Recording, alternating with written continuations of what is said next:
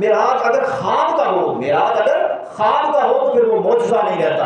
معجزہ اسے کہتے ہیں کہ وہ واقعات جو عقل میں نہ آئے۔ یہ آقا علیہ السلام کا معراج جسمانی تھا، جسم کے ساتھ تھا، روح کے ساتھ تھا، اور عالم بیداری کا معراج تھا۔ فَأَوْحَىٰ إِلَىٰ عَبْدِهِ مَا أَوْحَىٰ، اللہ نے اس پر وحی کی جو بھی وحی کی۔ ادھر حضرت موسیٰ علیہ السلام کو ہندور پر براہ راست جاگتے ہوئے اللہ سے کلام کریں، اور ادھر سید الانبیاء، امام الانبیاء، وہ خواب میں اللہ سے کلام کریں اور اللہ ان سے کلام کرے، تو یہ حضور کی عظمت نہیں رہتی۔ اب آتے ہیں، بعض لوگ کہتے ہیں کہ یہ آقا علیہ السلام کا جو معراج تھا یہ خواب میں ہوا، جیسے غامدی صاحب اور دیگر ایسے اسکالرز ہیں جو کہتے ہیں کہ یہ خواب کا واقعہ ہے۔ یہ کیا ہے؟ خواب کا واقعہ۔ یاد رکھیں، یہ بات آپ یاد رکھیں، معراج نبی صلی اللہ علیہ وسلم ایک معجزہ ہے، اور اس کو معجزہ مان کر پھر یہ بحث کرنا کہ معراج آقا علیہ السلام کو جسمانی ہوا یا روحانی ہوا، خواب میں ہوا یا جسم و روح کے ساتھ گئے، اس سے بڑی نادانی کوئی نہیں ہے کہ اس کو معجزہ مان کر پھر یہ بحث کی جائے۔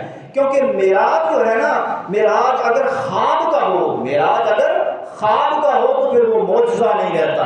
خواب تو لوگوں کو آتے رہتے ہیں، خواب میں تو بڑے بڑے اولیاء بھی اللہ کا دیدار کرتے ہیں، بڑے بڑے انبیاء، اور قرآن نے کئی خواب بیان کیے ہیں، کئی خواب بیان کیے ہیں۔ آقا علیہ السلام کو بھی کئی بار آقا علیہ السلام کو خواب میں اللہ کا دیدار ہوا۔ جامع ترمذی شریف میں حدیث ہے، تو خواب کی بات نہیں ہے، کیونکہ معراج اگر خواب کا ہو تو پھر وہ معجزہ نہیں رہتا، معجزہ نہیں رہتا۔ معجزہ کسے کہتے ہیں؟ معجزہ اسے کہتے ہیں کہ وہ واقعات جو عقل میں نہ آئے، وہ واقعات جو بطور عادت عقل میں نہ آئے۔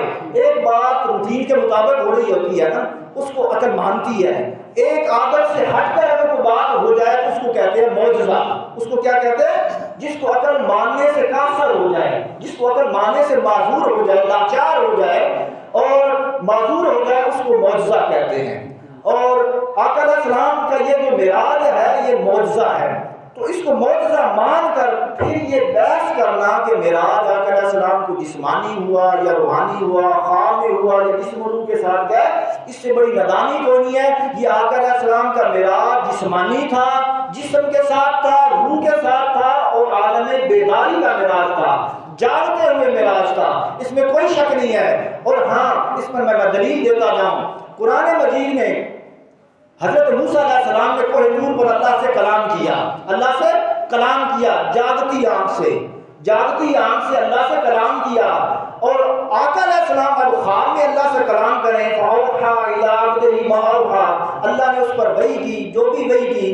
اب دیکھیں، اب اس میں موازنہ دیکھیں کہ ادھر حضرت موسیٰ علیہ السلام کو ہندور پر براہ راست جاگتے ہوئے اللہ سے کلام کریں، اور ادھر سید الانبیاء، امام الانبیاء، وہ خواب میں اللہ سے کلام کریں اور اللہ ان سے کلام کرے، تو یہ حضور کی عظمت نہیں رہتی، حضور کی شان نہیں رہتی کہ ادھر موسیٰ علیہ السلام سے اللہ کلام کرے جاگتے ہوئے اور ادھر آقا علیہ السلام سے کلام کرے خواب میں، تو یہ گویا ہم نے حضور کی شان کم کر دی۔ تو امتی کو نہیں یہ چاہیے کہ حضور کی شان کو کم کرے، بلکہ اللہ کو حضور کی شان کو بڑھاتا جا رہا ہے۔ حضور کو فرماتا ہے کہ میرے محبوب آپ کی بعد والی گھڑی پہلی گھڑی سے افضل ہے، تو حضور ہر گھڑی میں افضل سے افضل ہوتے جا رہے ہیں۔ تو یہ حضور کا جو معراج ہے یہ بیداری کا معراج ہے۔